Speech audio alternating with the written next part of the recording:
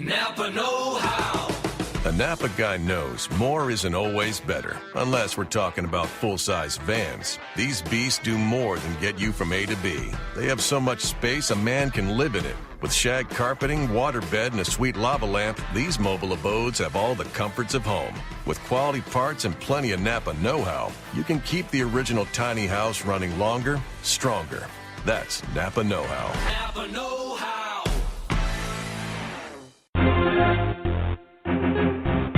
Welcome to the Race Haven Radio Show and Podcast, your source for solutions-focused dialogue about race in America, with your host, Scott Speed.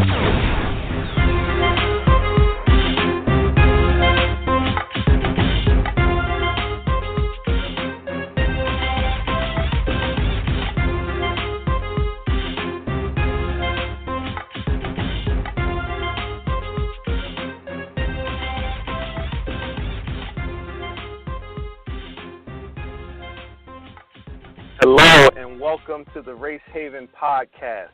My name is Dr. Scott Speed and I am the facilitator of the dialogue. Today I am joined by my good friend Nick Post, and I'm really excited for this interview. I've been wanting to get him on for a while to bring his expertise and his experience. I think that you all will enjoy, his perspectives and what he has to share. And I'm really looking forward to, interviewing him as well as dialoguing with him about a few positions that he has. So with all that being said, I want to introduce Nick. Nick, how you doing? Hey, Scott, I'm doing well, man. Happy to be here with you today. Man, I'm really excited to have you on, my friend. So before you tell our listeners, well, actually, let's start out with you telling our listeners, a little bit about yourself, and then I'll share how we met. Give a little background there. But if you don't mind, just give our listeners a brief bio, whatever you'd like to share, current occupation, family, and then we'll get more into the last few years as we go through the show. Okay. All right. Thanks. So just a little bit about me. So I live in Texas. I run a security consulting company with 3 other partners, and what we do in that sphere is we work in the public and the private sector. So we'll teach some training courses to the different units inside the U.S. government. And then we also work on some physical and cybersecurity assessments, and then risk mitigation, vulnerability, and it's what's called red teaming. So looking for areas where there may be weaknesses in certain, whether it's a computer network or whether it's a physical structure, and then how to fix that. So I've been doing that for the last a little over 3 years. Also building a real estate investment company with the goal of acquiring multiple properties to build another source of income for myself and my wife, and then my newborn baby boy. That's it, man. 30 seconds. If you want to talk about history, we can do that as well, but that's what I got going on right now in my life. Awesome. That's perfect. Let's start there, and we'll get into everything else as we go here. But I appreciate you sharing that, and just so our listeners, have an idea how we met. Before I even go there, can you hear me okay, Nick? Am I loud and clear? Yeah, I got you good. Good. Okay. So the way we met, Nick and I are actually college buddies. We played basketball together at King's College in Pennsylvania, and we met on the basketball court pretty much, to my recollection, and we developed a friendship from there. And Nick was very, very passionate about basketball at that time. And I remember, man, what I remember the most about those years, Nick, was that you were just like really, really passionate about working on your game and trying to become the best baller possible. I don't even know if I've ever mentioned on this show that I play basketball, but that's what I remember, about that time, man. And I want to kind of get into a little bit of that in the interview. I got some questions about that time, but that's how we met. And and again, we'll kind of go a little bit deeper from there. But I'll share that after school, Nick, he moved on and we kind of lost contact for a few years, and then we were able to reconnect. We sat down and had a nice long conversation about what's transpired over the last few years of our lives since we've we lost contact, and we've been back in contact ever since, man. And I'll share this for the first time. I was actually worried about this guy, man, and I know I told him this, face to face when we sat down. But again, after we get into a little bit of his history over the last decade or so, you'll understand why I was concerned and worried, and hope that we have a chance to reconnect again. But with that being said, before we go there, let's just jump right into the interview. I like to start out, because this is a show about race relations in America.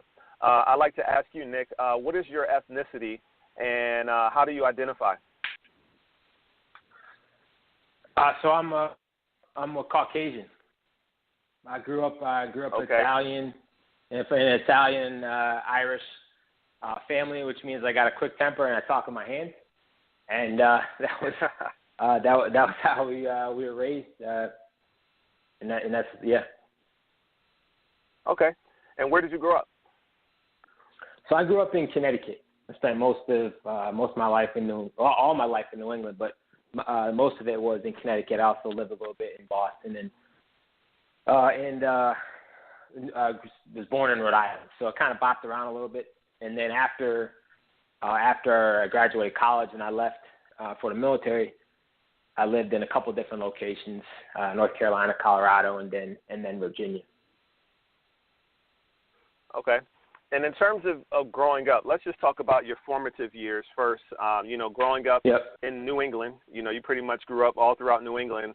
What was your views on race in America? Do you remember having any distinct views prior to us meeting in college?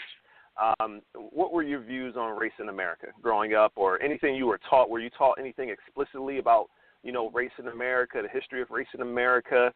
Just share a little bit with me about that. So growing up, it was not any discussion, I guess you could say, on the way that your show is built. I think in that, looking at race, the way that you focus on, we were raised as people are people, and we respect people based on how they treat you, not based on any color of their skin or anything else that may differentiate you from somebody else. Okay, and did you grow up in a diverse area, or were you in pretty much predominantly European-American communities? No, the area that I grew up in was a suburb of a smaller city, and so it was. I'm trying to think back now on my neighbors, man. It was probably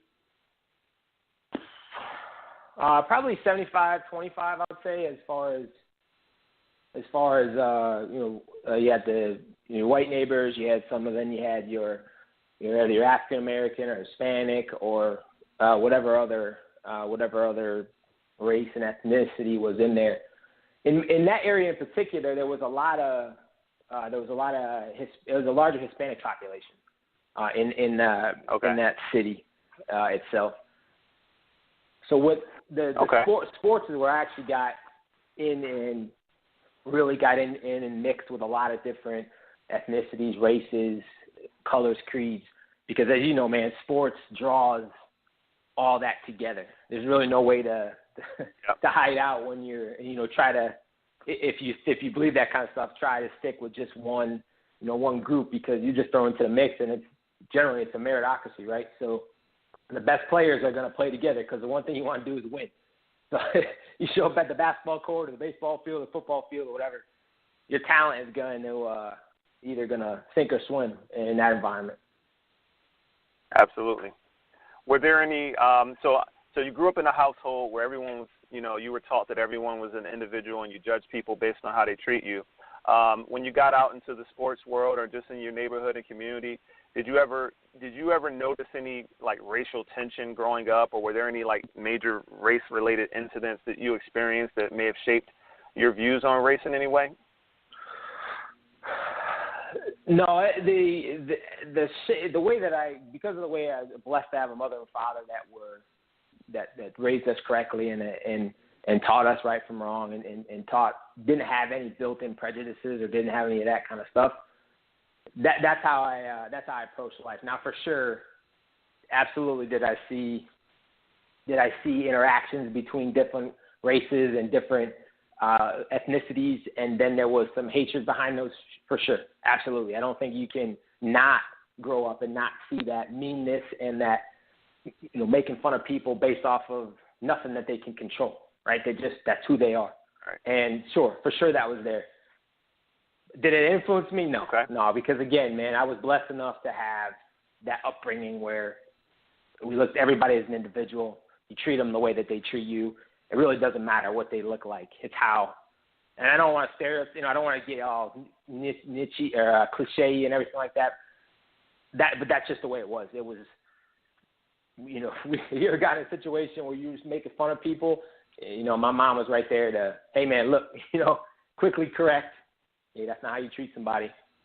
And then that was just, like I say, just blessed, man. I just had a wonderful family, and the older you get, the more you realize how truly blessed, how truly blessed I was to have that supportive family. Absolutely. Well, I can speak to that in the sense that, in my experience and our interactions, one of the things I think of very fondly is when we went to Miami. Do you remember that trip?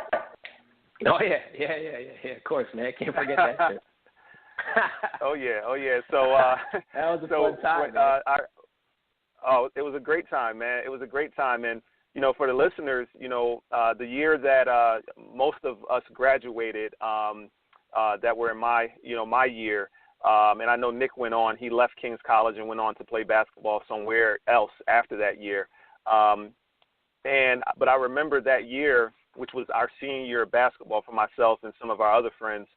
We took a trip, not just basketball players, but a handful of friends. We took a trip down to Miami. It was basically about 5 or 6 African-American guys and Nick as the only European-American guy on the trip. And, I remember it wasn't like for me and for us, we were just friends. It wasn't anything that, there was nothing. It was just we were just friends. That's the bottom line. But the unique thing about it was on campus at King's College, there were some race-related issues in the sense that, the school was literally 97% Americans of European descent. And then there was a very small percentage of other ethnicities, and with African-Americans being the larger of that other percentage. And the majority of us were athletes. Okay, I was there playing basketball, and there was a bunch of African-American basketball players and football players, and then maybe I can count on one hand, like maybe 1 or 2 African-American women, young women, and then there were a handful of Caribbean, Afro-Caribbean women on campus as well, maybe literally a handful. So it was just, without boring the listeners about, some of the things that I experienced while in college, I just wanted to ask you, Nick, did you ever even notice that dynamic, like, hey, I'm going with all these African-American guys, or was it just, hey, I'm going with my buddies, and, we all play ball, we always played ball together, we always hung out together, and, just was there anything there that you noticed, or let me ask you this, you hung out with us a lot. Did anyone at King's College, any European-American kids at King's College ever say anything to you, like, hey, why do you hang out with those guys so much? Did you ever experience anything like that? No, I can't say that I did. I don't remember any of that happening. I don't think anybody ever questioned anybody. I'm sure maybe they did, maybe behind my back or behind anybody else's back. But right now, looking back, man, I can't remember anybody doing that. And part of it is because we, like I said, we had the same beliefs. Not all of us. We had a lot of the same common goals. Everybody was focused on excelling at their respective sport, whether it's basketball, football, baseball, whatever it was. And that common bond just drew us together. And right. I would, looking back, so I'm sure we'll get to this and talk about the military a little bit, but in the military, you want to go overseas in the war with the guys that are going to have your back. And so if you extrapolate that back to King's College, I wanted to be with guys that had my back. Again, could care less, what they look like. It was shared beliefs, it was shared character, it was shared goals, shared work ethic, and we drew it. And we got along. I mean, that was it. And we liked hanging out. We played video games, played basketball. And sure, we can compete like crazy, right? I mean, we used to go at each other on the basketball court. And everybody, everybody's feelings would be hurt at the end, and he'd calling names and swearing at each other. Right? And then half hour later, something, or hour later, you're back in the cafeteria laughing about it and that thing. So, yeah, it never bothered me. I never looked at it, and I just enjoyed having quality people to be around and to compete with. Right. Yeah, man. Definitely bring back some fond memories, man. I remember you being super competitive, man, and you and Corey used to always go at it. I remember that. Yeah, he always used to beat me. Yeah, he was. I think I got him definitely once or the one twice, who used but to the majority beat all of us. He got me. Well, with you and the listeners, I'm not sure, Nick, if you even remember this event, but there was one time where on campus, there was some stories and some rumblings about, European American students calling myself and some of the other African Americans using the N word, and I'm just going to say it because this is a grown-up show, the word that I don't like, but I'll say it, nigger, using the term nigger to describe us behind our back. And there was a day when I wrote on a white T-shirt in a big black marker, Sharpie, don't smile in my face on the front of the shirt. And then on the back, I wrote, and call me a nigger behind my back. And then I stood like in the main corridor of campus leading to the cafeteria and like outside the men's dorm. And I just stood there all day with that T-shirt on just to make a statement. And do you remember that by any chance? Does that ring a bell with you? No, I don't. When was that? Was that freshman year? You know what, man? I don't recall. I know it wasn't freshman year. It was probably junior or senior year. No doubt it was later on. But that was something I did because there was while there was one of the stories I tell about King's College is that it was a culture shock for me, obviously because of the ratios that I just mentioned. But one of the things that really helped me as an inner city kid coming from Philly is that I had a chance to meet people like you and plenty other friends. I could just start rattling off a ton of names of people who I did not, get any of that from, and I felt like the relationships were genuine. And that totally broadened my perspective on race relations at a young age. And it put me in a position where a lot of times when I'm speaking to, especially when we were younger, but when I would speak to certain friends or family members in Philly who pretty much only hung around African-American people, they were of a framework and a mindset where they kind of generalized, and they felt like if they, like all European-Americans carried a certain belief or certain prejudices and et cetera. And by going to King's College, it was really, illuminating for me to have a chance to build relationships and realize that, just individuals are individuals. Some individuals, have certain prejudices, and some, are just good and don't, and et cetera, et cetera. But I was able to kind of, make those distinctions in my mind and carry those into my adulthood. And that's one of the reasons why I'm passionate about doing this work. But I do have a question for you. And again, I know it's a long time ago, but do you remember any, overt racism or things being said while you were on campus around just other European Americans? Is that something that you remember distinctly? I don't. I'm sure. Again, I'm sure that it happened. Do I remember a specific incident? No, I don't. Yeah, okay. I don't have any. I couldn't point to anything.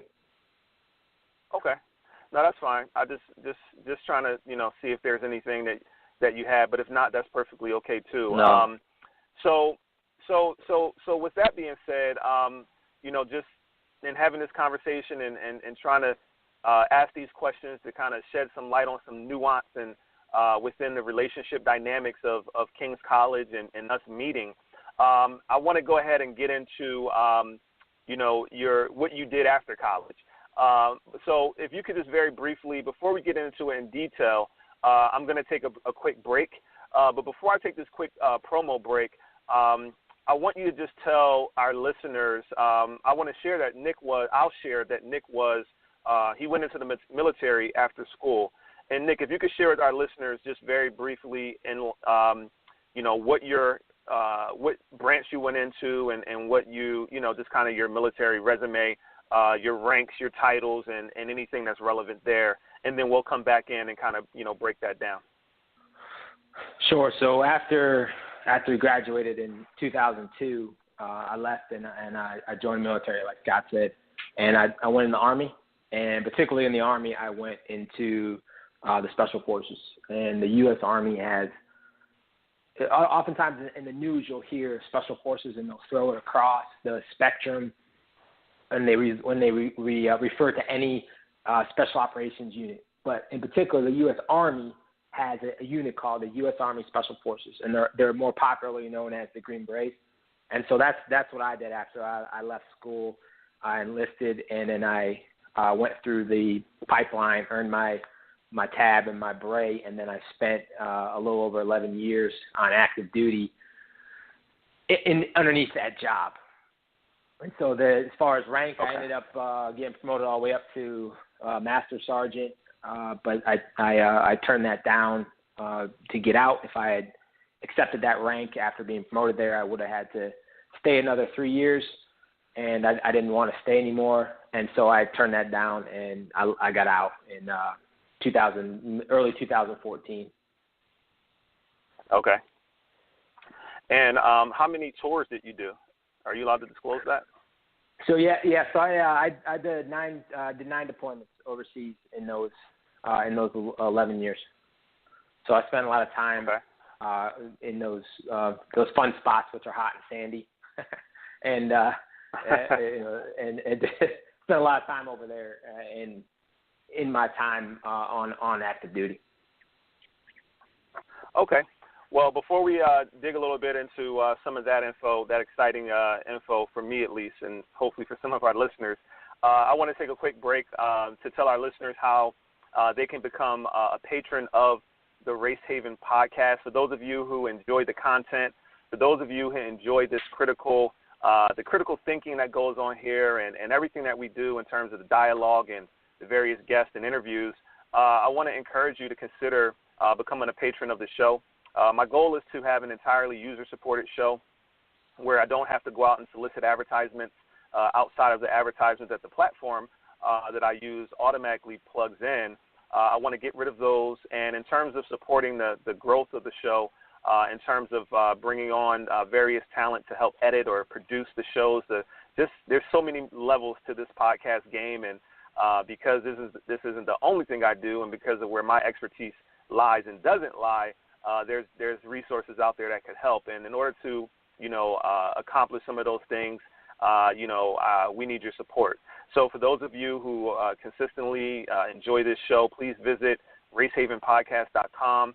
In the top right-hand corner, you can click on Become a Patron, or you can visit Patreon.com. That's Patreon.com/RaceHaven, Patreon.com/RaceHaven to learn about our goals and some of the perks you can get for becoming a patron. So thank you to all of the patrons who have supported to this point, and I appreciate all of you.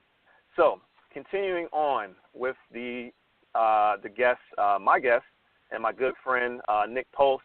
As Nick stated, when in 2002, he went into the armed forces, and he went into the special forces, and as all of you know, that was right around 9/11.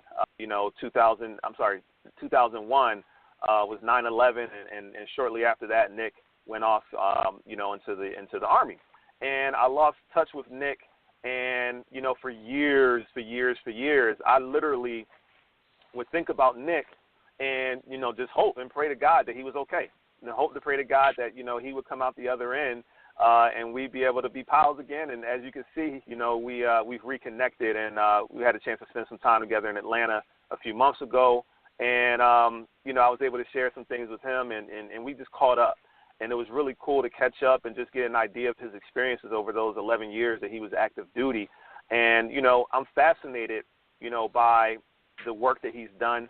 And, I just have a couple of questions about some of the work he's done, as well as I want to get into some of the events around patriotism in America, because of someone who's done what who's experienced what he has experienced. I have some questions about that. Particularly, there was a big, event in the last few months during the football season with Colin Kaepernick, and then also some of the recent thoughts on Syria and what's going on there. He's going to shed some light on that. And then also we're going to close out with discussing his podcast, because Nick does a podcast called the Iconoclast. So those are the topics that we're going to hit in the next few segments, and I'm excited to get to those questions. So, Nick, you're still with me and you're ready? Yeah, I'm ready, man. Let's do it. Awesome, man. So why the Army? Why Special Forces? So at that point in my life, when I, shortly after 9/11, 9/11 hit in September, and then within a year, I graduated college in May, and then ended up enlisting. And I just wanted to go do. I just wanted to go do and get overseas and get in the action and be a contributor. Mm-hmm. Had you always felt that growing up? Did you know that was that something that you felt as a kid and as a teen, and even when we were in college? Like, I kind of, did you always have that itch, or was 9/11 the motivating factor that kind of awakened that inside of you? No, it wasn't. No, I grew up in. I was always interested in foreign policy and that military. I have family members that served in the military previously, and so that was always something I had an interest in. Did I ever think I was gonna grow up and be a soldier? No. I wanted to grow up and I wanted to play basketball, man. That's what I did for the time I was like 2 until until I ended college. That's the only thing I loved to do. And it wasn't until after the last season, the senior season ended, that I started to look at my options for after college. And then the military came up, and not specifically the military, but they had a specific contract, and it was called the 18 X-ray contract. And what that would allow an individual like myself to do is that you could enlist and then go right into the pipeline that allowed you to, if you passed all the tests and you made all the qualifications to earn your Green Beret at the end of that pipeline, where previously the only way to get into the Army Special Forces was to join the military as, say, an infantryman or an airborne soldier, spend some time at the individual unit, and then go and try out for selection.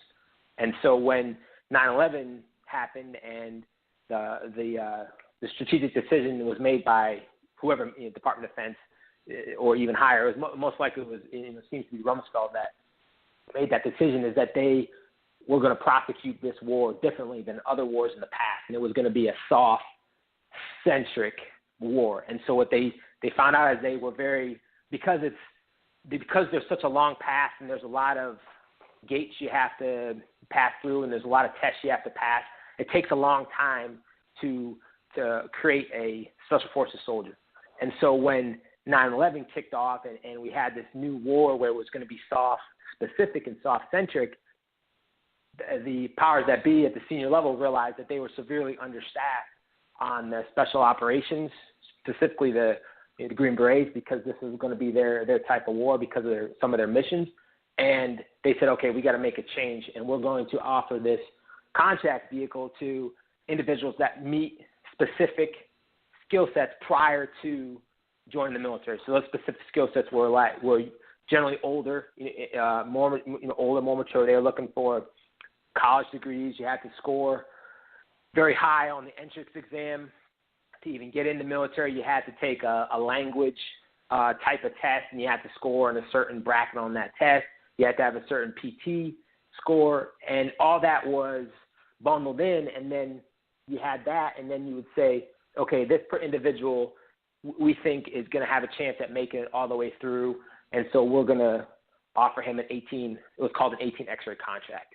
So now that's a long-winded way, but that's why I ended up going the route I ended up going, because that opportunity presented itself at that time in my life. Sure. That makes sense. So with that being said, let's see. I mean, we covered so much, and I know some of the stuff you and I talked about is sensitive. Let me ask you this: how So I'm trying to think of the best way to ask this question. In terms of your views on America and what America stands for and who we all are as Americans and what you are fighting for, there's a lot of, theories and there's a lot of skepticism out there about how we execute foreign policy. When I say we Americans and the higher-ups execute foreign policy and the motivations behind, some of the policies and the decisions to go to war and the decisions to pursue various interests overseas and the reasons why and all these various things. And you have segments of Americans who are pretty much what I would say are loyalists, and they pretty much, if the generals and the president say it's a go, then I'm behind it all the way. Let's go, let's win, let's kick some butt. And then you have your Americans who are a little bit more, cynical, or the Americans who are a little bit more conscious or let's say peace-loving. And I'm not saying these are all one and the same. There could be different reasons that motivate some of this skepticism behind all those decisions who aren't just total 100% loyalists. So when you, as you moved through the ranks and you started, going on these deployments, I want to know if you changed in any way, if anything changed in terms of why you were there, why you went in, your motivations for going in, and if any of your experiences changed you in any way in terms of how you saw foreign policy and how you saw, your role as a Green Beret Special Forces soldier. I just want to know if that changed the way you see America and foreign policy, especially in terms of, deploying soldiers to fight in various wars throughout the world. I know that's a lot, but I think you can pull a few things from that you maybe can shed some light on for the listeners. Yeah, that's a loaded question for sure. All right, so backing up, I think the first probably way to answer that is absolutely. My outlook on life changed from when I signed up as a like a little wet behind the ears knucklehead till when I ended up leaving and leaving the military instead of staying for the career, right? Absolutely it changed. And it changed because of life experiences.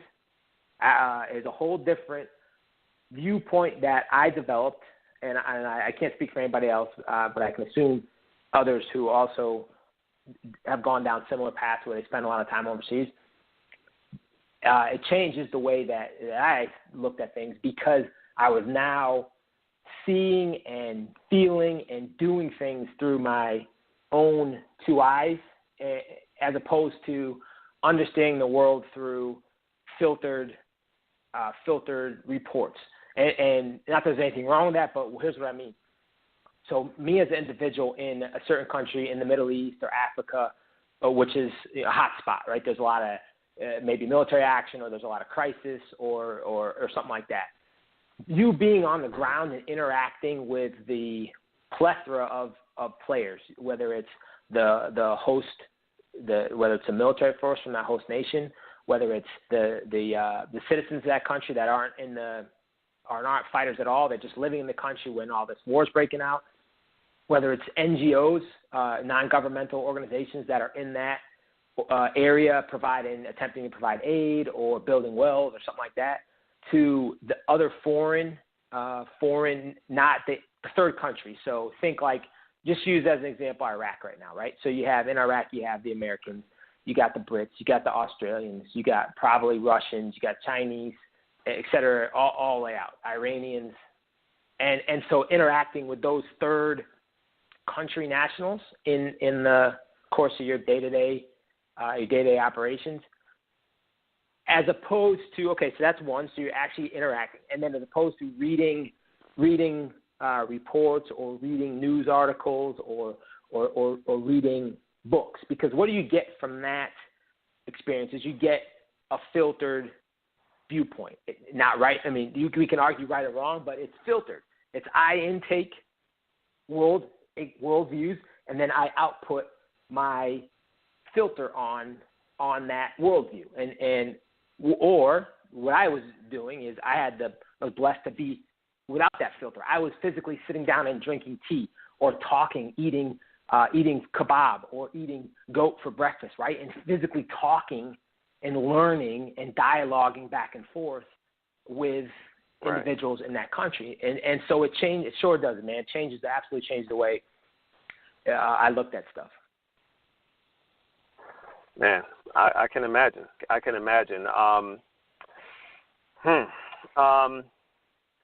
So in terms of, like, what does that change look like?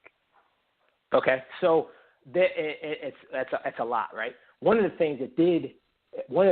big change was I had a greater understanding and greater appreciation of our country, the United States, and the values that, while we can just argue and disagree and as things have gone off the rails, but the values that are majority in the American values, you think of individualism, freedom, family, religion, all that kind of stuff that makes up the core of American values that crosses the political spectrum.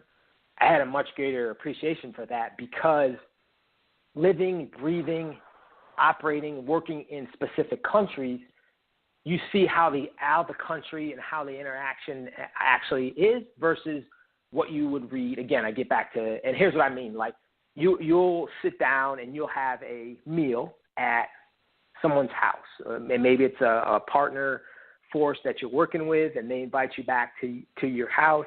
You break bread with them. You sit down and you eat. You drink tea, and you get to listen to what their views are on their country. Again, in Iraq as an example, what their view is on the government in Iraq, what their view is on their lives, their families. What do they want? Because oftentimes that gets stereotyped or generalized at a higher level, and you get this block of Iraqis want this, or Sunnis want that, or Shiite want that, which it fits a narrative, great, but you have individuals in underneath those blocks, and all individuals don't think alike, don't act alike, right. And so that's kind of one change, because they then sit down and tell you how much they respect and what they think of America, and what they think of what America stands for, and what you're doing in their country, whether they support it, they don't support it, what they see your role is, because a lot of that stuff gets lost when you have the talking heads going back and forth on TV, what they think you should do and what they think we should be doing. And most of the time, those talking heads have never set foot in that country and never have actually sat down and drank tea or articulated and had a conversation with individuals in that country on how policy is actually affecting them. Was there anything that changed? Well, first of all, let me say this. All of that makes sense in terms of just, unpeeling the layers and getting down. And when you sit down with people one-to-one, I mean, that's when you really learn a lot. And it breaks through, like you said, all of the, I guess, the media hype and the generalizations and everything. That's just priceless experience. Is there anything – so you said that you had a greater appreciation for the U.S., based on some of those conversations, because you realize some of the freedoms, some of the individual freedoms, and some of the cultural things that we have that we are privileged to have as American citizens. Was there anything that you experienced that changed you in a way where you said, I don't necessarily like that about America, or I don't like that about our foreign policy? Yeah. Oh, for sure. And absolutely. And if you have foreign policy, like, so specifically, the fact, usually what happens on the foreign policy level, again, is you have individuals that have a view and something they want to impart and do in a certain country, whatever. Again, without actually having been in understanding, a deeper understanding of that. And what I mean by that is, you may see, you have these high-level visits where, a representative will come over and they'll meet with a senior, president or senior official of that country, and they'll talk, and you see the dog and pony show where they get around and they do the old look at the troops, but it's all superficial, right? It's all staged. It's all for show. It's not. You don't get a you don't get a good understanding unless you've actually been in country. And so because you don't have that understanding now, your view is you're trying to do things that may or may not work in that, and you don't have, and the only way of figuring it out is by, unfortunately, maybe by just doing some type of military action or whatever that is. So I had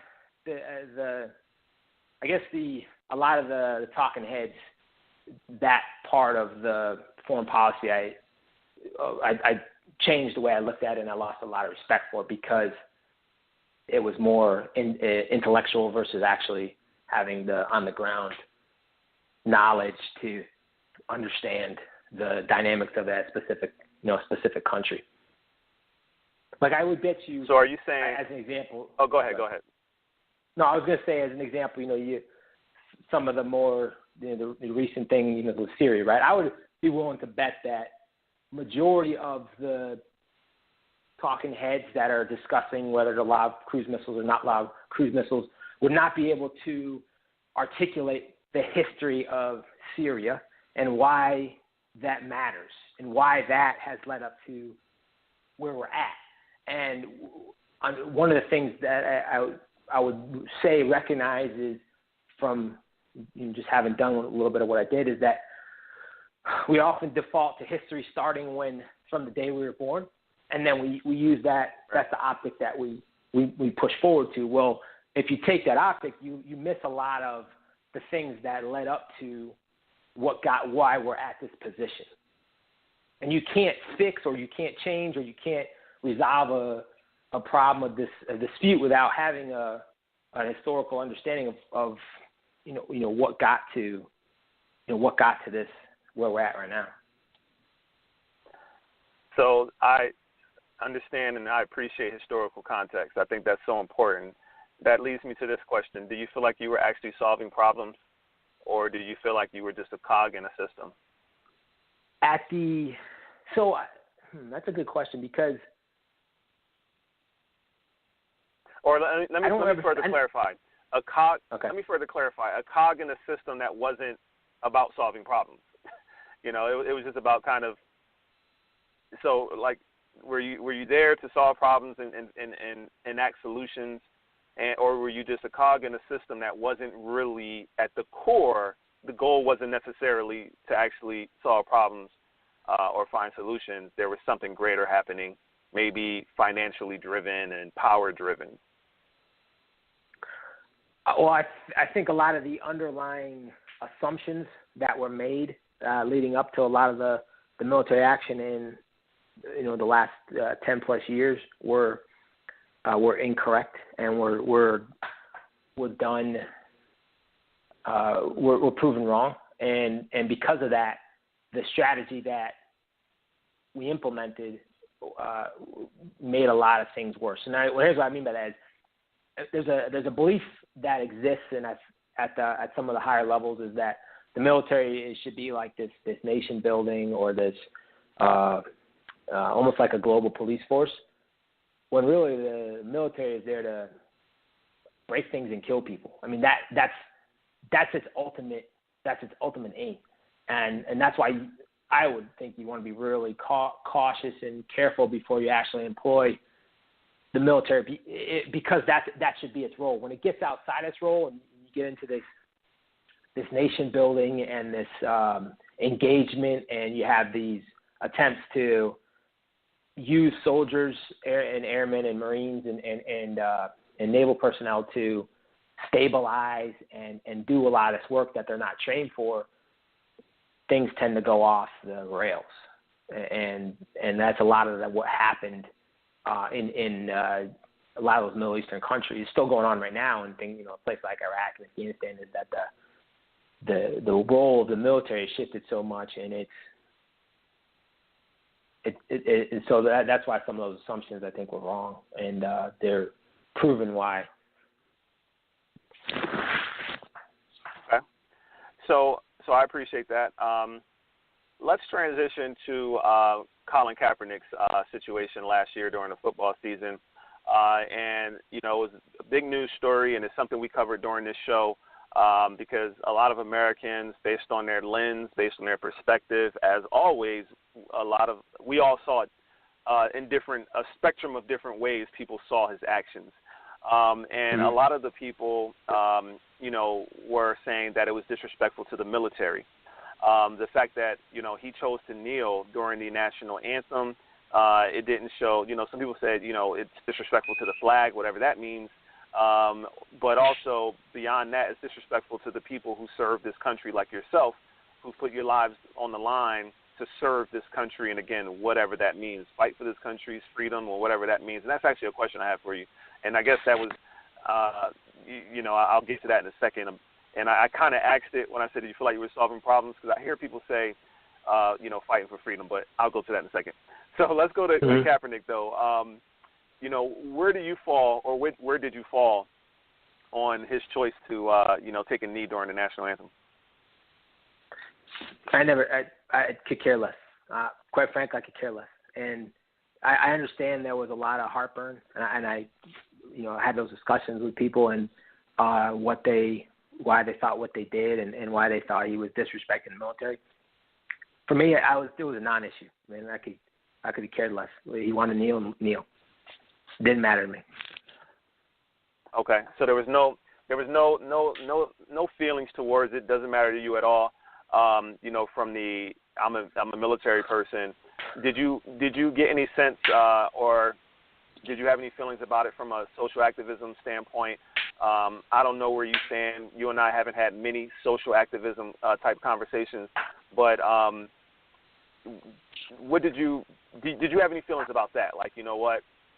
The reason why he said he was kneeling is because African American people are being oppressed in this country. He made a very general statement that I'm on the record of saying I wish that he would have been able to elaborate a little bit more because I'm keenly aware that there's just so many Americans that just don't understand the nuance behind that statement.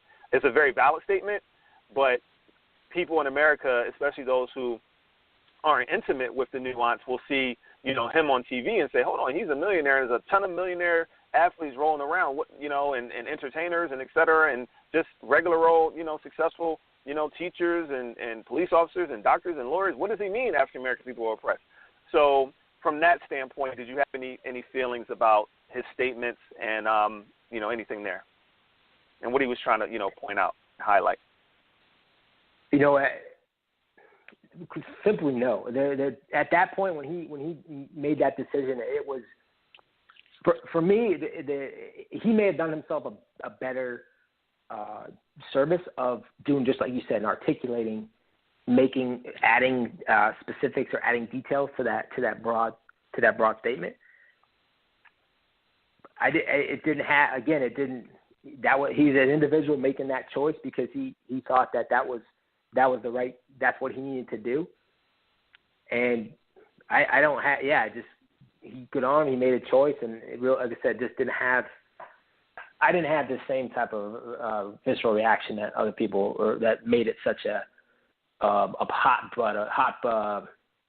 button political issue.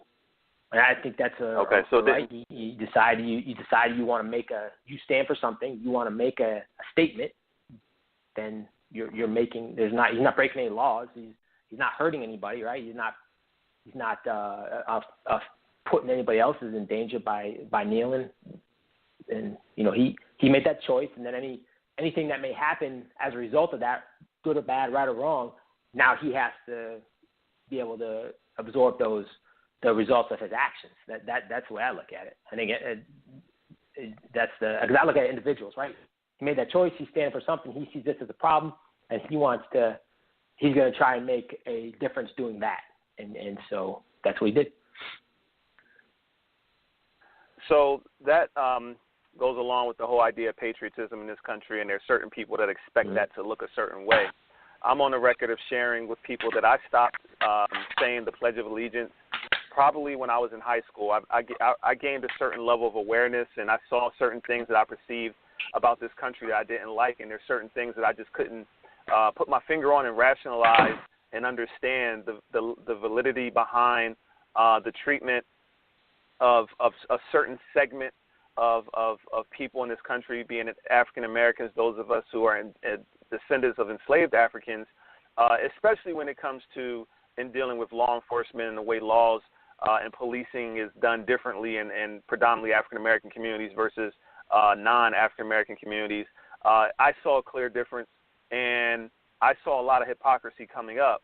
So because of those differences and because of the hypocrisy that I perceived and that I saw, coming up and growing up in the inner city, I stopped saying the Pledge of Allegiance just intuitively. It just didn't feel right to me. It just didn't feel right to me to, pledge allegiance to this flag and the things that it said, one nation, under God, indivisible, with liberty and justice for all. Like, looking at the way American history has unfolded, this has clearly not been a story of liberty and justice for all. And I just didn't feel right saying that every day.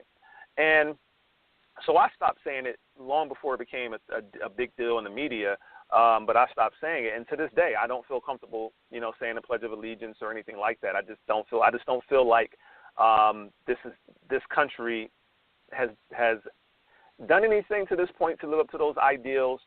And, we all fall on the spectrum on how much we think we're going in that, how well we're doing in terms of going in that direction. But, I am where I am, wherever that is on that spectrum. But with that being said, as, the holders, generally speaking, people view military personnel as being the holders of American patriotism and the people who uphold it and are the embodiment of those things. How does what I just shared with you, how does that sit with you in any way? Just anything, any thoughts that come to mind in terms of what I just shared in terms of my feelings about that?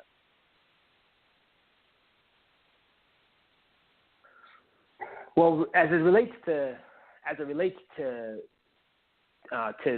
the military and patriotism, and I don't think patriotism means my country right or wrong, my country, right? I think you have the country is made up of individuals, right? And so individuals they've made mistakes in different parts.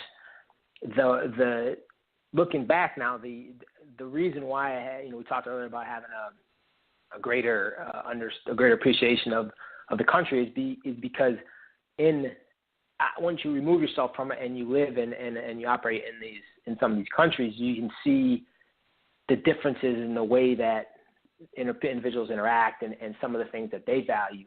And with all the mistakes that have been a part of American history and all the challenge, just like you mentioned, I can't.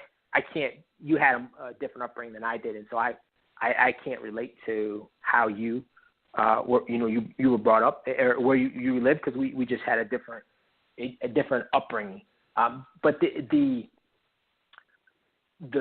specialness that I see in the United States is that originally some of the concepts of that individualism, the freedom to be able to make the most out of your life in a meritocracy where the best should, not always, of course, but the best should rise and be able to give back to the country with their gifts.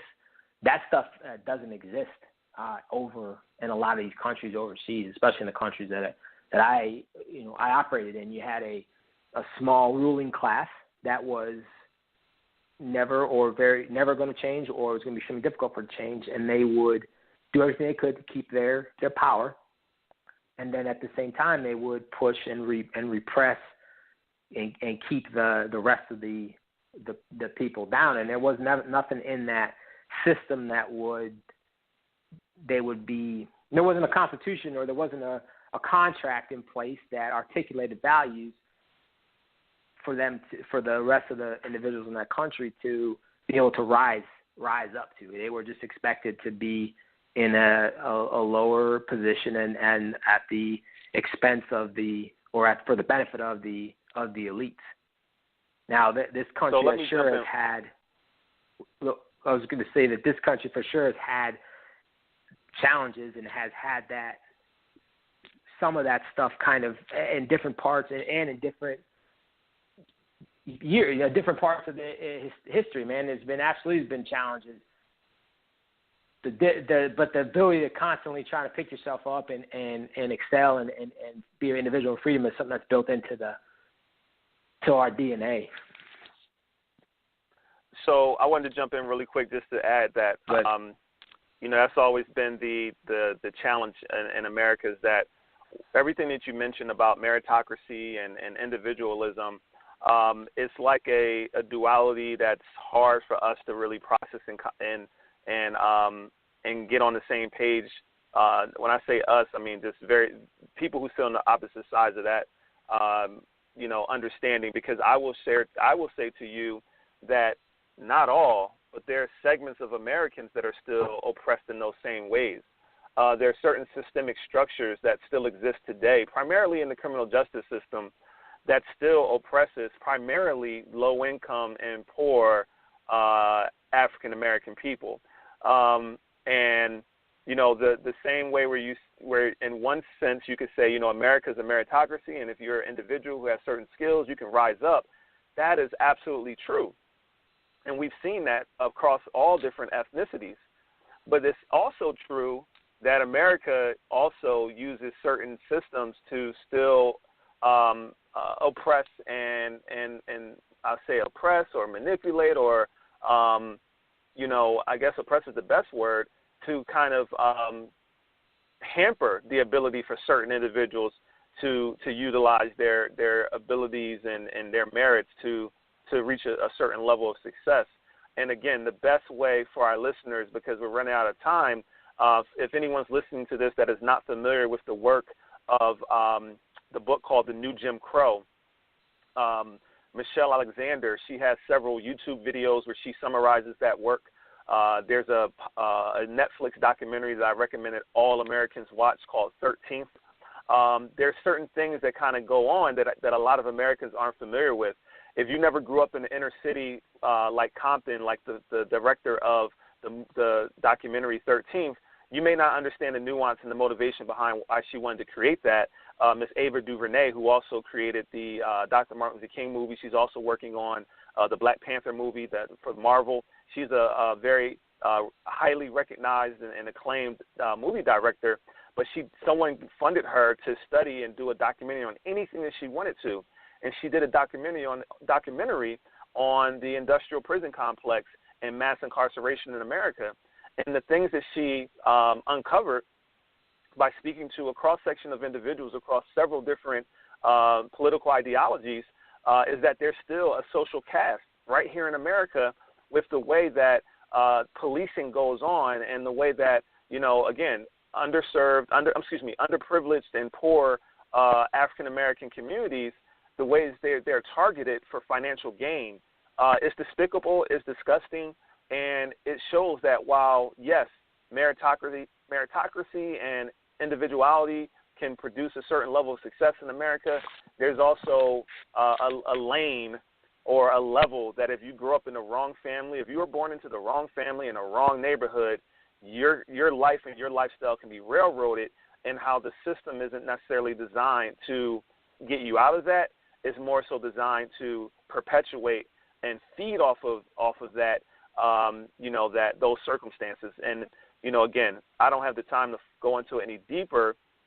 I'm not sure, Nick. I know I've sent you things over the past few months. I'm not sure if you've gotten into any of that stuff, but that's a duality in a sense because that's out there as well. Are you aware, do you have that level of awareness that you would say, I do know that that's a lane in the reality in America as well, or is that something that you're just not aware of? So that individual book that you referenced, that's not something that you had passed along in any of our previous talks or anything. Okay. But in terms of, let me just ask this, and then we're going to close out. But just in terms of like what I shared about, like if you're born into the wrong family, wrong neighborhood, then maybe it's not, as simple as pull yourself up by your bootstraps and anyone can get to a certain path. Is that a reality for you, or is that something you're aware of and you understand, or is that man. Absolutely, you got talent. Yes, absolutely. That you're the areas that you're that you're born into, and the locations and the lack of a family structure absolutely presents other challenges and makes it much more difficult for anyone to be able to move and make a life out of themselves. Absolutely, yeah, sure, absolutely. Okay, so here's the deal, Nick. I asked you for 60 minutes of your time, and we're right at that mark. You can let me know. Did you have any time to we'll close out with the Iconoclast.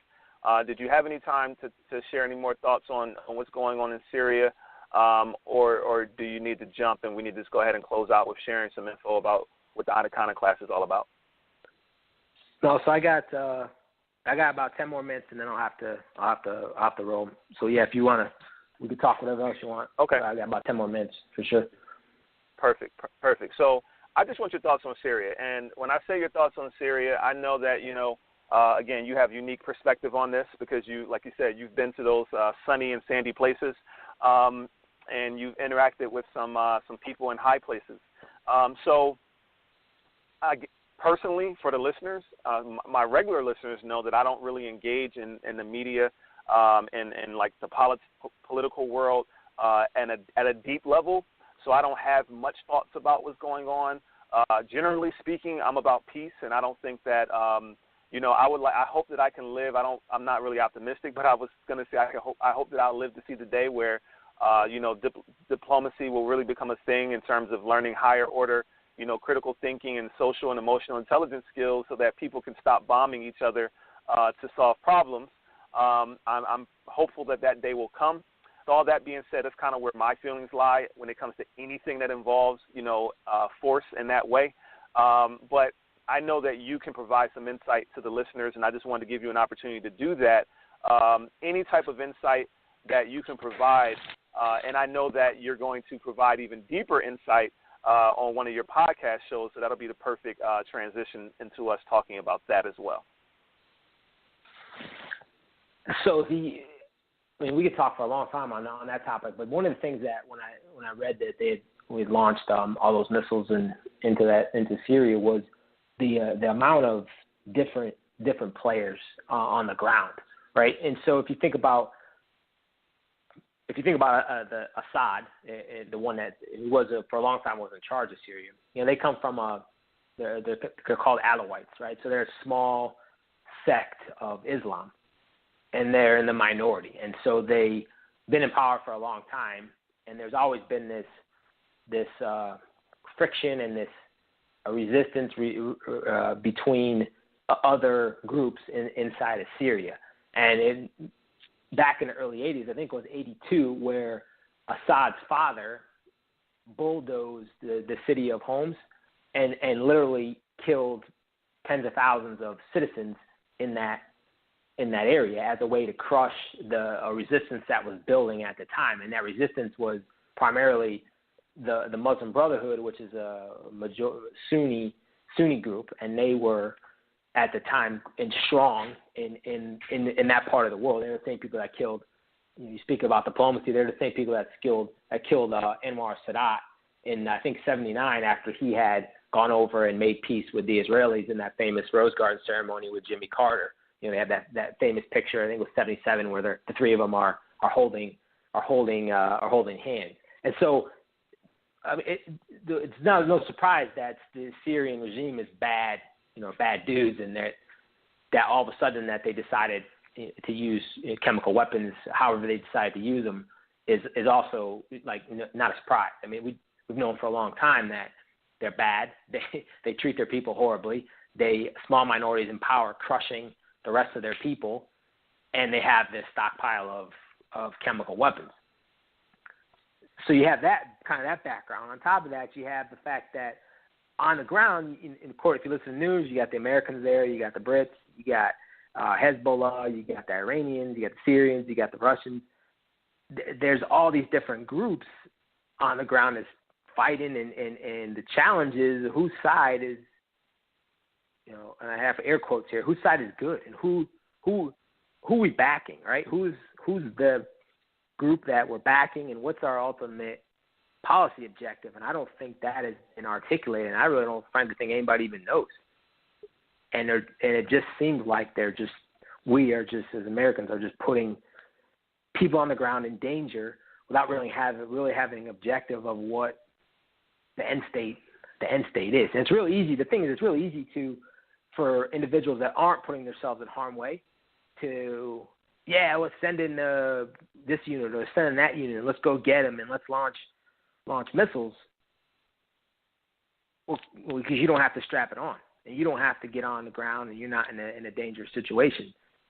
It's totally different for when your loved one, your mom or your dad or your brother, your sister, wife, or husband is now sent in that location without a clear objective and without a clear understanding of the rules, what the rules of engagement are, what we're doing.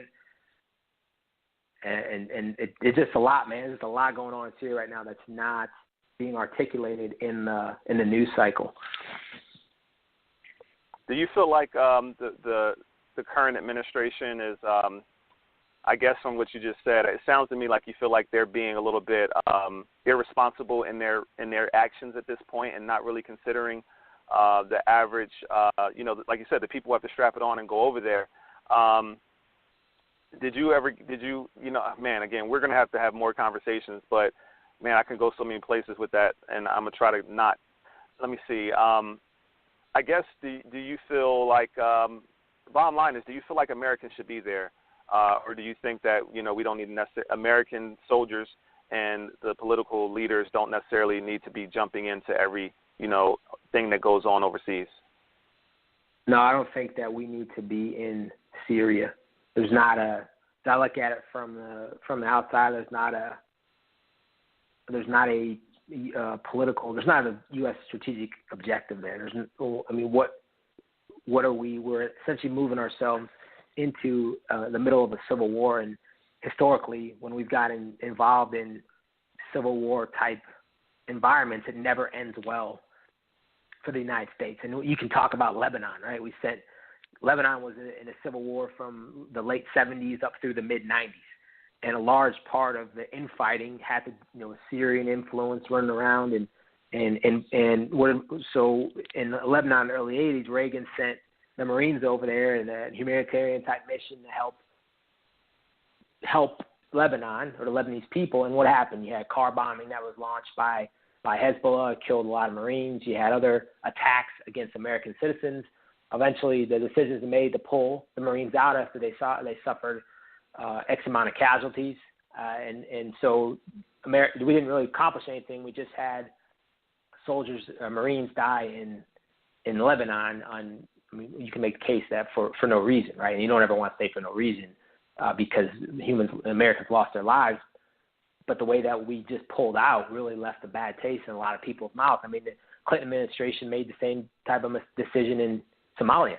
They got involved in what is a civil war. Americans died and they left. I mean, that's the worst thing you can do for a soldier is to put them into a position where they're in harm's way. They suffer casualties to some of their friends or potentially themselves, and then you just pick up and leave. And there's a lot of that they have to deal with in that because there's the sense of law. Yeah. You feel like you need to take care of your buddies. I mean, and so you got that. You got all kinds of areas where you're in these civil. And look, in Africa and Rwanda again in the civil war, and Bosnia and the civil war, and it never seems to end well for the United States when they get involved in these policing actions.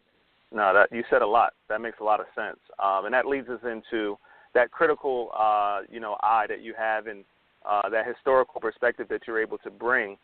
That is the foundation for the Iconoclast Podcast to this point. And I know you cover a lot of different topics, through that podcast. But what I enjoy about it to this point, is that you choosing to do this work and you choosing to do this podcast is one of the things that I notice as a theme is that you are bringing historical perspective and to the various topics that you discussed, and whether it be military-based or whether it be economic-based or whether it be, healthcare-based, you're bringing a historical perspective and a different perspective than what, most people are speaking about these various issues.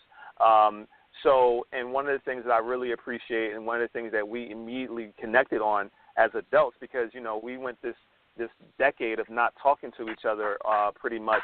And then all of a sudden when we got together again, the thing that I noticed that we agreed upon and that we were speaking the same language about was that we reject the whole idea of the red team and the blue team. We believe, I'll just say that, we reject the divisiveness behind the political ideologies that we are, at odds, and that, that we can't figure out a way to come together and be successful and create a more healthy society. And we agreed that a lot of times some of these individuals in power situations, they use the red team, blue team, Democrat, Republican, conservative, and liberal, and all these various terms as ways to yield and wield power and gain power, and ultimately it ends up hurting citizens. And I know that's a place we connect on, and I know that's a foundational, tenet of the Iconoclast. So just tell our listeners, about the Iconoclast and, what you want them to know and how they can find you there. So the vision for the Iconoclast is simple. It's to change the way people see the world. That's it. And so in order to get, just like you said, in order to get to an area where we can develop common ground, we got to get outside the paradigm of every 2 or 4 years, I pick a team, whether it's red or it's blue, and then I root for that team. Whatever that means, whether I campaign, whether I donate money, whether I debate with my neighbors, whatever that means, I root for that team every 2 to 4 years because I think something's going to, there's going to be a change, or we're going to be able to fix a perceived problem. And then at the end of that cycle, the red or blue team wins and nothing changes, right? And then nothing changing meaning that the larger, we'll just call it the administrative state, continues to grow at the expense of citizens. And that political, it's not red versus blue, it's the political class versus the rest of us. And so that's what, by providing that, just like you talked about, I want to try to get history in to see why we are at why we are at this problem and at this place. And because once you can understand the history of it, now you see things outside of that red and blue paradigm, and you look at, this is what caused the issue that I'm talking about now. And by voting for a red versus blue person is not going to fix the issue that started back here. So until we can figure out why this issue started, I'm by going and pulling a lever for a team or rooting for a team doesn't get us any closer to fixing an issue. And so you mentioned the diversity of topics that we discussed. It's just that. What are some of the issues? What are some of the challenges that people are talking about? Well, we got retirement. We talk about building a business. We talk about healthcare versus health insurance, and we talk about the tax system. And as we're building and we're learning the history of the issue to better educate and to help others see the world differently than they do now. And you talk about education. Education, that's right. I should have left that out. Education, for sure.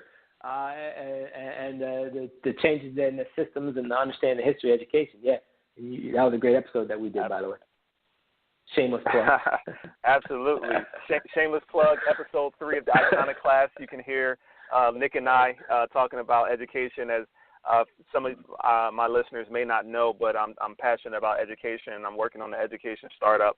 And I am truly an iconoclast, as Nick has educated me on that concept and what it means. And I'm so proud of the ground we covered. So I hope that you guys have a chance to listen to that. So in closing, Nick, man, I want to thank you, for your time, man. It's been a joy. I've been looking forward to this day for us to kind of, get this conversation down for the Race Haven community to hear and get to know you a little bit better. And how can they find you and the Iconoclast? The Iconoclast Podcast. Sure. So the Iconoclast is on iTunes. I try to put out an episode once a week. Shoot for Monday or Tuesday for it to come out.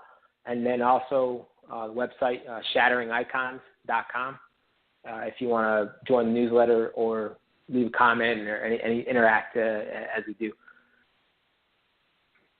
Awesome. And for the listeners, just so you know, Nick, he goes by what he calls a stage name during the show. So just be aware that it is indeed the same person that I'm talking to here today. So, again, Nick, man, I appreciate your time. I appreciate you extending me a few more minutes. I'm going to go ahead and close out the show with the final words to our listeners, and you and I will be talking again real soon, man. But thanks again for your time. All right, thanks a lot, Scott. Talk to you soon. All right. For all of our Race Haven listeners, I really appreciate you all. I appreciate you all listening to another episode of Race Haven. I hope that you were able to gain some perspective that would broaden your mind and potentially broaden your mind and your heart, about your position and how you see the world and how it's unfolding. Please be sure to subscribe to the Race Haven podcast on the iPhone podcast app or the Stitcher Radio app for Android so that you never miss the dialogue. And if you love this show, please leave us a review on the podcast and Stitcher apps. This will help the show gain more visibility and listeners. You can email us to share any thoughts or perspectives at solutions@RaceHavenPodcast.com. And you can join our online community and get all the information and all the shows at the Race Haven Podcast Facebook page. And we have an online chat group at Race Haven Community Dialogue. You can join us there. So in closing, a Race Haven is a safe place for people from diverse ethnic, religious, cultural, and political backgrounds to bring their race-based perspectives, questions, assumptions, frustrations, and experiences to engage in thoughtful, honest dialogue in an effort to transcend race and unify America. Remember, we are all smarter when we think together. Love y'all. Peace.